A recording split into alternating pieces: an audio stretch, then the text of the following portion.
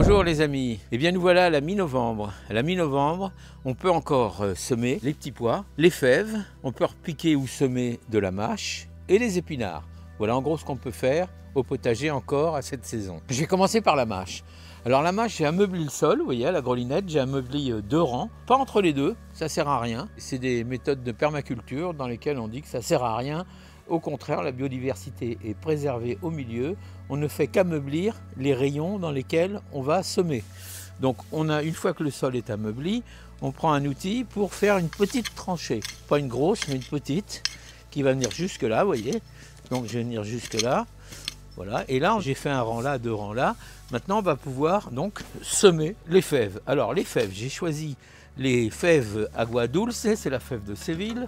Et c'est une variété qui est excellente parce que les gousses sont très grandes et on a beaucoup plus de fèves dans chaque gousse. Alors comme les graines sont assez grosses, si on veut les semer, on ne va pas faire un semis trop dense là parce que c'est pas indispensable. Vous voyez, on a des grosses graines, vous voyez la graine? Donc on peut tout à fait les semer une à une. Donc vous voyez, on les sème comme ça, on les espace d'environ 10 cm, ça suffit. Et on les fait comme ça. Et on va semer nos 2 rangs comme ça. Quand on va avoir terminé de mettre nos graines, et ben on va recouvrir la terre évidemment, comme on fait toujours. Et après, on va arroser. Si la terre est sèche, on peut se permettre d'arroser avant de recouvrir. Donc, vous voyez, on va arriver au bout du rang. On aura donc mis en place toutes nos graines de fèves. Et alors, l'intérêt de la fève, c'est qu'elle va, tout l'hiver, elle va pousser. Et dès le début du printemps, ben, vous aurez des magnifiques fèves. Et c'est un régal. Le tout, c'est de savoir les cuisiner. Donc, sur le premier rang, ben voilà, ou le deuxième, ça dépend dans quel sens on l'a pris, ben, on recouvre. Vous voyez, gentiment. Pas énormément, mais suffisamment. Et on tasse comme ça. Léger, hein. Ça va permettre à la graine de se ramollir un petit peu. Là, vous n'aurez même pas besoin d'arroser pendant très longtemps, puisque en fait, ça ne s'arrose pas vraiment. Hein. Vous savez que la fève est originaire d'Espagne, même du sud de l'Espagne. Et donc, elle tient très bien à la sécheresse. Donc, pas besoin d'arroser trop, un petit peu au début. Voilà, ici, on a fait 2 rangs. On reviendra voir un petit peu comment ça évolue, mais ça devrait bien évoluer. Donc je vais maintenant passer aux petits pois. Pour les petits pois, puisque c'est encore temps de le faire, on a une difficulté parce que quand on sème directement les petits pois en pleine terre, à cette saison et surtout avec l'humidité qu'on a subie ces derniers temps, il y a beaucoup de limaces. Alors les limaces, on sait comment on peut les éviter, mais au mois de novembre, il n'y a plus grand chose à manger. Donc dès que vos petits pois commencent à germer, elles ont tendance à venir manger les germes et du coup... et ben vous n'avez plus de petits pois. Donc c'est pas l'idée quoi. L'idée c'est d'éviter qu'elles soient dévorées par les limaces. Donc la technique est une astuce qui consiste à semer dans une gouttière. Vous voyez, on a une gouttière qui est mobile là, vous voyez. Hop, une gouttière plastique ou en zinc, enfin comme vous voulez. Si vous avez une gouttière, vous la remplissez avec du terreau, qui est un terreau universel. Hein, ça peut être un reste de terreau que vous avez. Vous faites le terreau, vous remplissez votre gouttière. Et après, une fois que la gouttière est remplie, vous allez pouvoir semer vos petits pois directement dedans. On les sème assez rapprochés, assez drus comme on dit. Pourquoi? Là il y a 2 raisons. D'abord c'est de la graine qui normalement est peut-être même périmée parce que la date de validité est déjà dépassée. Mais ça ne veut pas dire qu'elle ne va pas lever, hein. Donc on essaie quand même. Donc moi j'ai de la graine, ça m'embête de la jeter. On va la semer drue, comme ça sur la quantité il y en a peut-être quand même qui vont lever correctement. Si c'est trop serré, bah on verra, mais c'est pas gênant que ce soit serré. Pourquoi? Parce que quand c'est serré, le petit pois se retourne sur lui-même, il a tendance à pousser et à tourner vers le soleil. Donc vous voyez, en étant dru, il va pas y avoir d'herbe qui va pousser dedans, ou très peu, et il va se mettre vers le soleil pour pouvoir faire des fleurs et après des petits pois. Quand vous aurez mis en place les graines dans la gouttière, il faudra bien entendu recouvrir avec un tout petit peu de terreau pour que la graine soit recouverte et arroser. Une fois, c'est la seule opération que vous aurez à faire. Après, vous laissez pousser. La deuxième opération, ce sera au moment de passer en terre, parce que bien entendu, les petits pois, ils ne vont pas rester dans la gouttière toute leur vie. Hein. Ils vont pousser à peu près 10 cm. Ils vont surtout faire des racines. C'est ça qu'on va surveiller.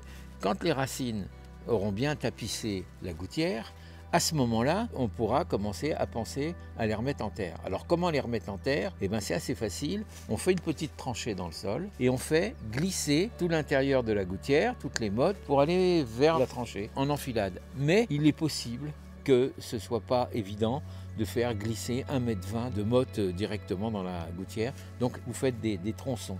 Avec un couteau de cuisine, vous voyez, vous faites 1 tronçon, 2 tronçons, et après vous faites glisser.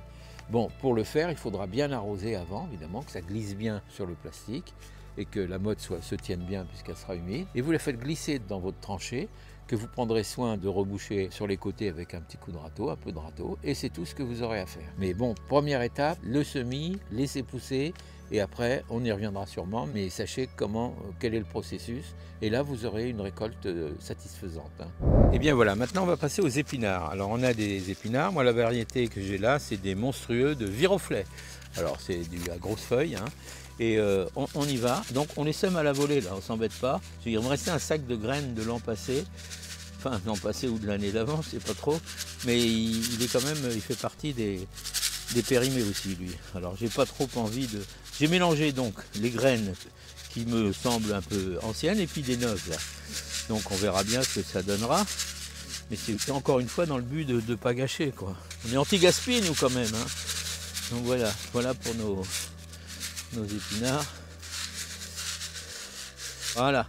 Alors toujours le principe de recouvrir la graine quand on a fini de la semer, quoi, bien sûr. On va mettre un petit coup d'eau, un petit coup d'arrosage quand même, comme toujours, hein, vous voyez. Et puis enfin il va nous rester la mâche. Alors la mâche, on avait de la graine et on a acheté du plant. Il y avait du très beau plant que j'ai vu ce matin à la jardinerie. Donc j'ai dit tiens, je vais acheter du plant et on va planter du plant parce que ça aurait été bien quand même de la semer un petit peu plus tôt, la mâche, pour avoir du plant. Donc on va le semer en plant, on en aura tout l'hiver, mais on va repiquer nos plants. Et bien écoutez, maintenant on va passer à la mâche. Alors la mâche, elle est prise en plant, vous voyez, c'est des plants qui ont été semés dans des micro-mottes.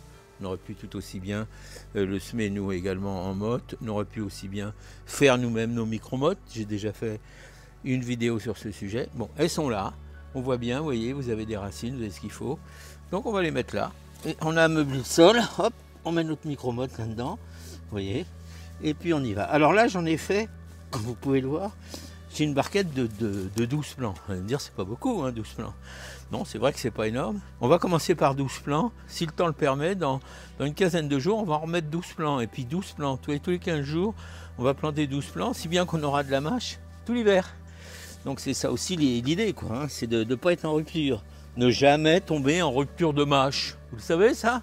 Alors donc c'est bien. Donc là on va pas le faire. Alors vous voyez, c'est de la micro-motte, mais il y a eu quand même plusieurs semis dedans, hein. Vous voyez, on voit la mâche là. Alors faut pas s'amuser à les séparer, hein. De toute façon, ils font qu'un seul plan aujourd'hui. Vous voyez, on voit tout à fait qu'ils ont mis un peu de graines dedans, et puis voilà. C'est pas... Souvent c'est fait à la machine ces choses-là, hein. Mais la graine est quand même pas épaisse, pas très grosse. Donc une fois qu'on a repiqué notre mâche, vous voyez, à des distances raisonnables, ça va permettre de se développer, un petit coup d'arrosage comme d'habitude pour permettre aux racines de bien se remettre en place et de faire un bon démarrage. On aura fait ça, vous n'avez plus qu'à en faire autant. Je vous souhaite une bonne récolte à tous, hein, et puis on se retrouve très bientôt, hein. À bientôt mes amis.